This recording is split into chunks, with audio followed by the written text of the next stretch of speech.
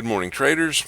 We're going to talk for a few moments this morning about how to set up a chart for a NinjaTrader indicator called the FLUX Power Zone.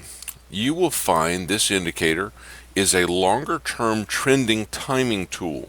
So the FLUX version, or the NinjaTrader indicator version, as well as the TradeStation version, as well as the MetaTrader version, they all work very similarly. The NinjaTrader indicator version does have a few more features than the other two platforms, simply because NinjaTrader platform itself allows us to do more with it. What I have loaded is a plain Jane 5-minute ES chart, nothing fancy on it. We're going to go through and we're going to load a FLUX Power Zone indicator. This is a timing tool. This is not a price-based tool. This tool is literally based on timing. So we're going to start off, we're going to come down to our Flux histograms, and I'm going to apply a Flux histograms tool. Now once you apply it, you will see that it comes up in the default setting for AMACD, which is okay. We're going to change this. We're going to come to the very top under analysis type, and we're going to change this analysis type to Power Zone. By changing it to Power Zone, it is now going to be referencing a different set of internal criteria. When I'm using a Power Zone indicator, I always use a filter value. I have a different filter value for each market that I trade, and pretty much just for each market. Occasionally I will change one for different time frames, but it's rare. Most of the time I set one and I forget it, and then I'll move it from different time frame to time frame, and I never adjust this again. This filter value, you can find a full list of this on the website in the members section, and it will give you about 30 different instruments where I've identified starting places for these filters.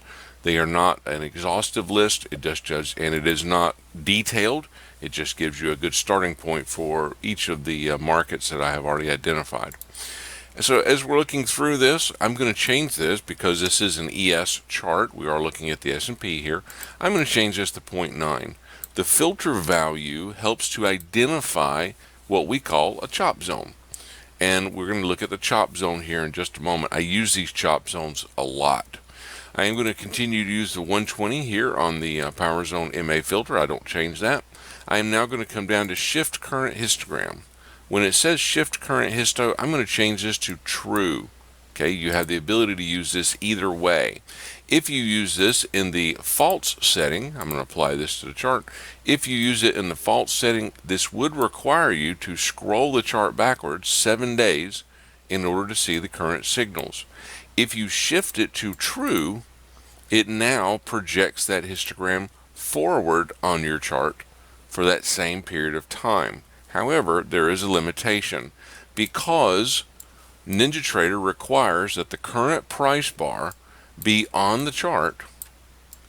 You can only pull the chart so far left. So again, you can't pull it a full 7 days. You can usually get 8 or 10 hours on a 1-minute chart, and you can get up to about 24 hours there on a 5-minute chart. So depending on how far you scrunch your price bars.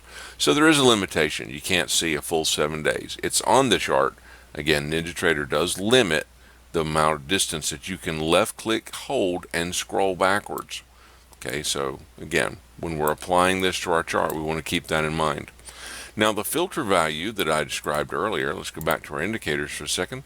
The filter value that was up here, 0.9 and negative 0.9, this filter value directly correlates to these yellow horizontal lines on the chart. I don't know if we can see them very clearly down there. I'm going to come through and let's make them a different color for just a moment. And let's make them something that we can actually see. We'll make them black because this color chart should show up just fine. And let's make this one black as well.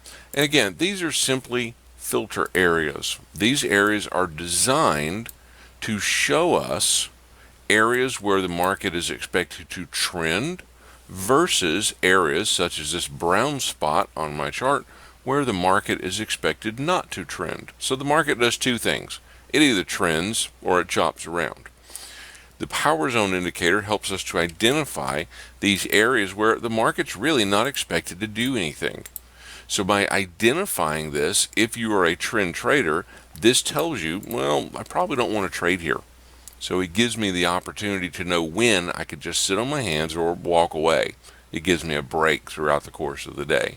Otherwise, I am looking for trend moves. So the Power Zone indicator, again, it looks at a longer term duration trend of the market. If I come back to my indicator again, as we move down the list just a little, I'm now going to scroll down a little further where it says lines on end of, yes. So there's another setting where it calls for a line on the end of a chop zone. Now the line on the end of the chop zone, I generally go through and change this to whatever chop zone color I'm using. In this case, I'm going to change my chop zone to an Indian red color just because it kind of looks cool. And I'm going to go to the very bottom, all the way at the very bottom where it says chop zone enabled. And I'm going to make that the same color. So I'm going to make both of these match. By enabling my chop zone, now I'm identifying when I expect the market to not trend based on my filter values. When I'm looking over on my chop zone, I do not use a chop zone minutes filter. You have the ability, and when we first developed the indicator, we wanted to give you the ability to go through and identify that yes, the market was going to be in a chop zone if it was at least 10 minutes or 10 bars. If 10 bars was in it, then fine, that's a chop zone. The longer I have used the tool, the more I have become convinced, and in my own personal use, I now set this to 0. So I don't use any filter, any chop zone minutes. I make it a 0. If there's a single crossover of that 0 line, then I want to see it on my current chart. I also like to see my chop zone on all panels. So I'm going to change this to true for a moment, and we're going to go back and look at the chart again. So I like to see it across my price bars. Now you don't have to. If you don't want to see this across your price bars, just change that setting back to false. So you can come right back down and you can change this to false, and it will only show up then in the lower panel. Again, I like to see mine across all the panels for the simple reason I'm a price guy. I watch the current price bars. Now some traders don't. Some traders only watch what happens on their panel 2 indicators, and they simply hit a market button here and they hit a market button over here, and that's fine. I actually watch price bars. Therefore, it's much more difficult for me to directly mentally relate what's happening on panel 2 onto panel 1. Sometimes I'll forget that I'm coming into a chop zone, or I'll forget that I'm in one, and I'll make an entry where I don't really need to make an entry. Okay, so when I'm doing those things, I like to see it across all panels. And again, that's a personal preference. You can turn it on or you can turn it off. When we're looking at this chop zone, now we can see that there's a horizontal line that is projected forward from it. This horizontal line, default setting on this line is green. Now again, you saw me a second ago, I went through and changed that line on end of chop zone right here. I changed this line to match the color of the chop zone. I did this so that I could easily determine what this line was in the mix of all the other indicators that I may have on the chart. So if I've got a power zone indicator time cycle marker, well, I don't want to see the same line. I want it to identify it separately for me. So again, the histogram indicator is what projects our chop zone for us. So it tells us when those things are likely to happen up front. So we know when they're coming. Now, if I look down, I'm going to change one other setting, and I'm going to go to show inversion histo. Now, the inversion histo in this particular indicator simply identifies a mirror image for us, and it shows us, let me make this darker, it shows us, there we go, make it a dark gray, and we'll move to 2. The inversion indicator here, it shows us what happens or what the expectation would be if the market goes into what we call an inversion cycle. When we're looking at the power zone and when we're looking at just this histogram, we recognize historically that starting at the time of day, the market will come out of this chop zone. Starting at this time of day, there is about a 60-40. So about 60% of the time when the market, time-wise, is coming out of this chop zone, so this is a linear time scale, the market is moving on the NinjaTrader version, it is moving forward here, and we can see this current bar, and then we watch for a 60% chance that the market will move higher into 11 o'clock. By default, that means there was about a 40% chance that the market would move lower into 11 o'clock. We identify that because we identify the chop zone. So when you see the chop zone on your chart, whether you're using the NinjaTrader indicator version, whether you're using the TradeStation version, whether you're using the MetaTrader version, all of these will read the same way. Once you identify a chop zone, which we see here on the chart, once we identify it, from that point in time forward, we do have a 60-40 trending direction until the next timing signal. Now today we have a timing signal coming out at 11 o'clock. So we're going to be in a trend move until 11 o'clock. Now let's look at our current price. As we're looking at our current price, we have an identifier at the time of day. So this is our line in the sand. We knew what the price was when we came out of the chop zone. So by recognizing the price using this power zone open price line, or this chop zone open price line, we now can see that the expectation was that we would stay above that price until 11 o'clock. Now the market, and it started to push up, so we can see that the market pushed down. It got very sideways. As we came out of this time frame, the expectation was that we should push higher. We had a 60% chance of full follow through until 11 o'clock. As the market came over, it started to make that move. The market made a move up from 23.46 and a quarter, and it moved up into a point and a quarter, 23.47 and a quarter. And again, that was at 6 a.m. this morning. So the market started to move in the expected direction. The market came back down. Notice the price where the market found support. The market did not find support at the double bottom. So there was a short-term bottom here. The market did not find support at the bottom. Instead, the market found support at that power zone, chop zone, open price line right there. So that little Indian colored line, India red colored line, was the support for the market. We expected that support to hold. Now, there's no such thing as a support that will never break. Occasionally things happen.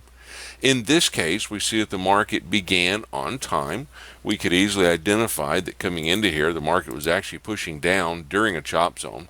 We didn't have a trending direction expectation, but as soon as we got to the end of that, notice when the market started to make the move. This market started to make a reversal move on the very first bar out of the chop zone, right on time. So the move started when it was expected to. So the chop zone told us when this would happen. Now that we knew when to watch for it, the market gave us a small push up, came back down, we tested support, and support held for a while. For 1, 2, 3, 4, 5, 6, 7, 8, for 8 more bars, 40 minutes, the market sat on that open price line from the chop zone. Managed to move back up about 3/4 of a point. Again, this is early morning action, and now the second retest of that area did not hold. So the chop zone has been violated, or this open price line has been violated. By it being violated, this now forms what we call an inversion condition.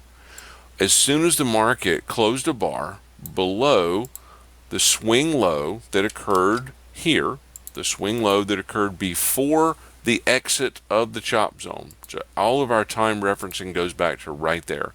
As soon as the market closed 2 bars below this price level, this happy little price level right there, when we closed 2 bars below that, the duration of the time in the zone is now what we would call inverted, which simply means that because the market has closed below here, we now expect the market to move down into this 11 o'clock hour, and now what was support in the market would become resistance.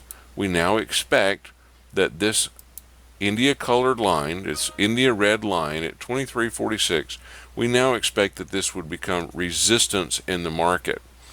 Again, we are still in pre-market action. We're having an econ now, so we'll wait and see what happens. But that's the expectation of the market. Would be no surprise to see it come up, bounce here, and just continue lower into 11 o'clock. So what was once support now becomes resistance. The time didn't change. The price of the close of the bar at that time didn't change, won't change. It will be in effect, and it will be on our chart, again, for at least until 11 o'clock and thereafter. Now I have my chop zone set to show me the last two lines. Let's see where the last one is. There we go. So the last chop zone that occurred before this one was way back here. This one occurred yesterday morning at 8:05. So at 8:05 on this 5-minute ES chart, we had a chop zone area there. This one, the market was only very similar pattern actually. And this one, the market was expected to move lower into 1150 yesterday morning, and as it was, the market started to make the move down, and only about 12 bars in, the market once again did the inversion. So there's the same circumstance actually that set up yesterday. We're very similar. In this particular case, we had a single bar crossover chop zone, so that was a single bar. This identified the time when we were expecting to see the market move. The market was sitting on a double bottom, so we had pulled down into a double bottom, but the power zone said the market should trend lower into 1150 on this 5-minute chart. We see that the market, instead of bouncing at the double bottom, it started to make the move as expected and moved down into around 930. As we came in at 930 yesterday morning, the market gave us a push back up. When it did, it closed bars above the open price line for the chop zone. There was the prior swing high, and as the market violated the swing high, we didn't have a lot of time left. As soon as this swing high was violated at 10:45 yesterday morning, the duration of time, in other words, the rest of our time into 1150, would be expected to stay above that open price line. So in this case, the market made a hard move up, get a pullback down for 1, 2, 3, 4, 5 bars, right into 1150, and then off of 1150, we were once again now looking for a move up into 220 in the afternoon. So from 1150, this market pulled down, and there's the move back up into 220 in the afternoon. So just using the histogram part of the indicator, we can see that the timing projection picks up the turns just about spot on, or very, very closely. Now, if we look back, let's add one more indicator to the chart. We've identified the histogram tells us the direction that we are expecting things to happen, and for the duration. We've identified that the histogram shows us when the market's expected to move and when the market is not expected to move. If we go to the NinjaTrader indicator version of this particular tool, we're going to scroll down now to the Flux time cycle markers. By adding the time cycle markers, we're now going to take this to the next level. We're now going to go from just using the power zone histogram. I'm now going to come down to my analysis type, just like we did on the other one. I'm going to change it to a power zone. I'm going to change my filter value to the same filter value that we had on the histogram, so identical. Now I'm going to scroll my chart all the way to the bottom here. I've got a lot of other functions in here. I'm not going to talk about all of them. We're just going to put the basics on. I am going to change my marker separation to a 5 because this is a power zone. And I'm going to make my dots fairly large. So let's come down here to my buy dot. I'm going to make it a 4. Just to make it big enough we can see it clearly. I do this same thing when I'm looking at my current price charts, for the simple reason being I want it to be a larger dot. It represents a longer time frame for me. Now when I'm applying this to my chart, let's hit OK. We're going to see a couple of things start to happen. Now that I have applied this to the chart, you will see, new traders, you will see that every place where we identified, where the power zone identified a time for the turn to happen, there's now a correlating dot. So we have a dot on the current prices that directly correlates to that time. This is our reminder dot. All of the predictions are actually generated by the histograms. So the histograms tell us what's expected to happen. The timing dots tell us what's expected to happen at these times of day. These are reminders on the price bars. Again, as I said earlier, I like to watch price, so I like to see what's happening on my current prices. These reminder dots, the last two that came up, we can see they were very close together, 3:25 in the morning until 3:50. They're only 25 minutes apart, or 5 bars. 5 bars is really not a lot of time to identify any kind of a trend, but sometimes you can pick up a little something in there. If I don't have at least 15 or 20 bars, I don't really consider it to be a significant trend, and I will reevaluate how I personally trade it. So when we're using our time cycle markers, again, our time cycle markers are reminders of what happens when these histogram points come up. We can see that we will have a red dot if I choose the color red for now.